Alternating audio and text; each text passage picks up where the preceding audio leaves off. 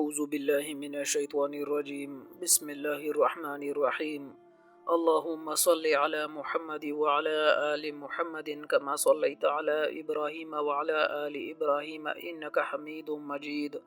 اللہم بارک علی محمد وعلی آل محمد کما بارکت علی ابراہیم وعلی آل ابراہیم انک حمید مجید۔ السلام علیکم دا ڈیری اسلام کے میرے پیارے بھائیوں میری بہنوں،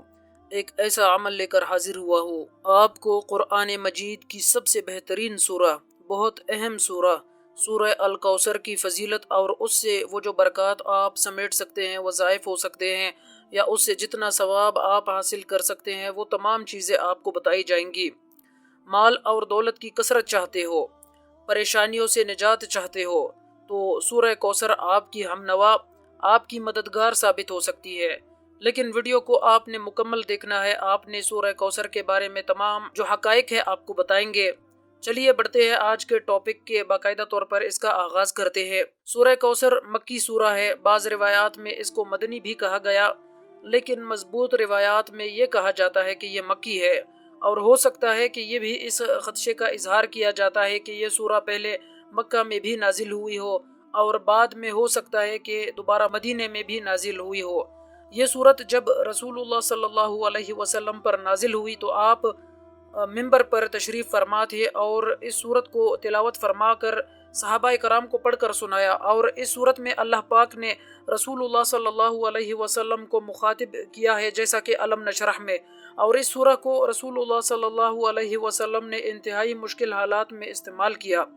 یعنی کہ جب بھی پریشانیاں ہوتی، جب بھی جنگ و جدل کا ماحول ہوتا، تو اس سورہ کا زیادہ سے زیادہ اس کی تلاوت کی جاتی ہے۔ صحابہ کرام نے پوچھا، یا رسول اللہ صلی اللہ علیہ وسلم، کوثر کیا ہے؟ آپ نے فرمایا کہ جنت میں ایک نہر ہے جو دودھ سے زیادہ سفید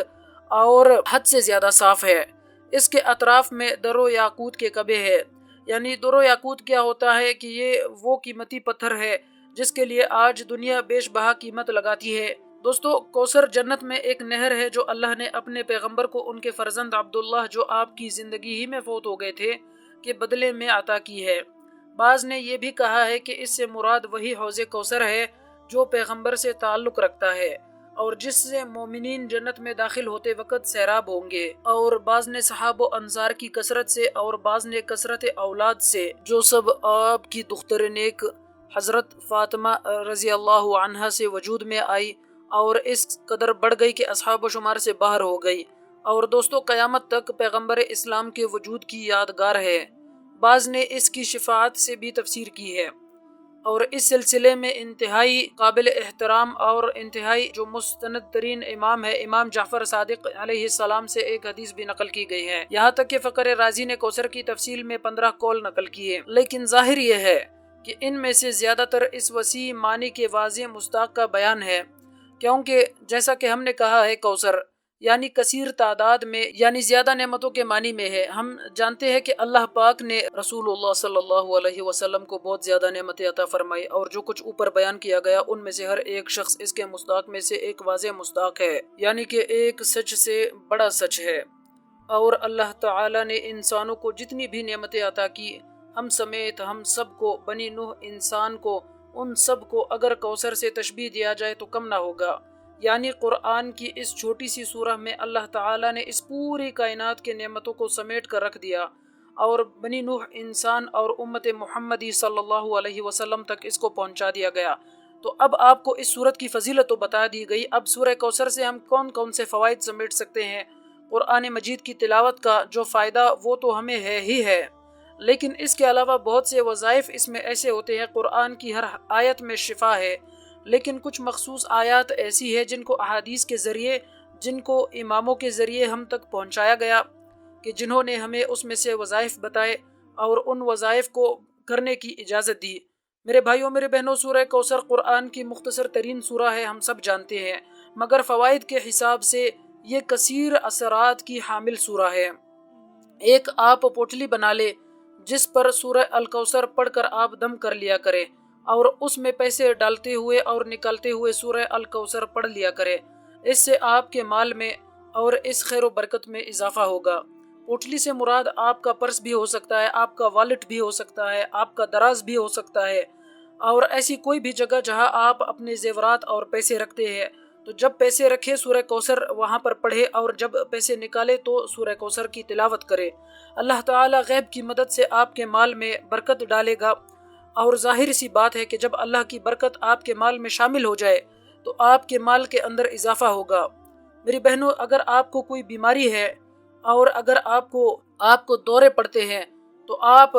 پھر یہ کر سکتے ہیں کہ روزانہ صبح شام آپ 3 مرتبہ سورہ فاتحہ پڑھ کر دم کر لیا کرے۔ قرآن مجید میں تمام بیماریوں کا علاج موجود ہے، مگر اس سے فیض حاصل کرنے کے لیے ہمارا قرآن پر یقین اور جو ایمان ہے مکمل وہ ضروری ہے۔ سورہ کوثر بیماریوں کے علاج کے لیے پڑھا جائے تو شفا کا بہت زیادہ امکانات ہے کہ اللہ پاک آپ کو شفا دے گا۔ اللہ تعالیٰ قرآن مجید میں بیان فرماتے ہیں کہ شفا بالکل اللہ ہی کی طرف سے ہے، یعنی کہ اگر اللہ پاک کی مرضی نہ ہو تو پھر دنیا کی کوئی میڈیسن، کوئی کیمیکل، کوئی دوائی یا کسی قسم کی ادویات، انجیکشن آپ کو شفا نہیں دے سکتے۔ اس پر تو ہمارا ہر مسلمان مرد اور عورت کا ایمان ہے۔ سورہ کوثر کو دشمن سے نجات کے لیے بھی پڑھا جا سکتا ہے، جیسا کہ آپ کو پہلے بتایا کہ دور نبوی میں رسول اللہ صلی اللہ علیہ وسلم بھی اور صحابہ کرام بھی جب انتہائی مشکلات اور پریشانیوں کے حالات میں ہوتے تو سورہ کوثر کا زیادہ سے زیادہ ورد کیا کرتے۔ دشمن کو دفع کرنے اور اس کے شر سے محفوظ رہنے کے لیے باوضو اول اور آخر درود شریف 11 مرتبہ پڑھنے کے بعد 313 مرتبہ سورہ کوثر کی تلاوت کرے،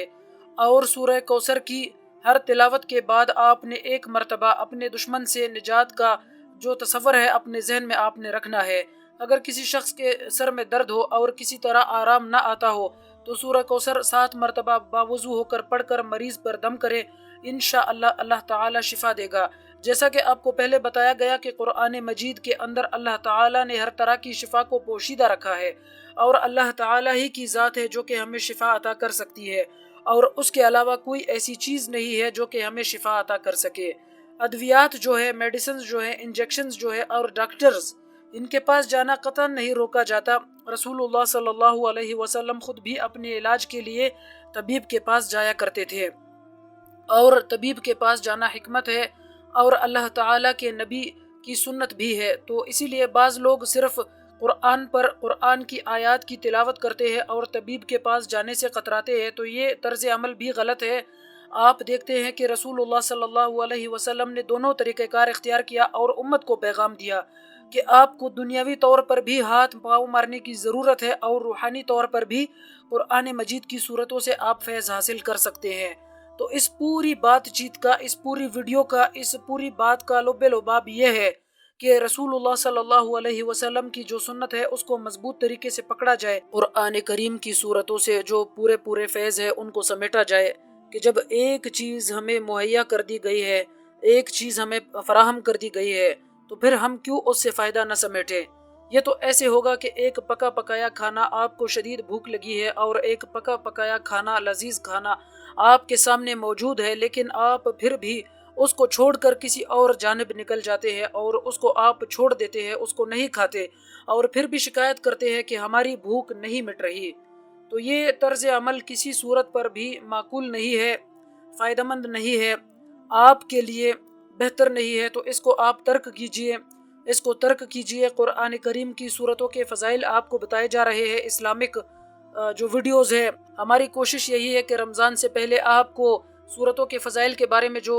ویڈیوز ہے وہ مکمل کر دیے جائے، اس کے بعد رمضان المبارک کے حوالے سے جو ویڈیوز کو اپلوڈ کرنے کا سلسلہ ہے وہ شروع کر دیا جائے۔ تو انشاءاللہ آپ کی اور ہماری معلومات میں اضافہ کرنا ہمارا اولین مقصد ہے، ہماری ترجیحات میں سے ایک اولین ترجیح ہے۔ انشاءاللہ ہمارے چینل کے پلیٹ فارم سے آپ تک ایک نئی ویڈیو، ایک نئے بہترین ٹاپک کے ساتھ دوبارہ حاضر ہوں گے، ایک نئے علمی خزانے کے ساتھ دوبارہ حاضر ہوں گے۔ تب تک کے لیے ہمیں اجازت دیجیے، اللہ حافظ۔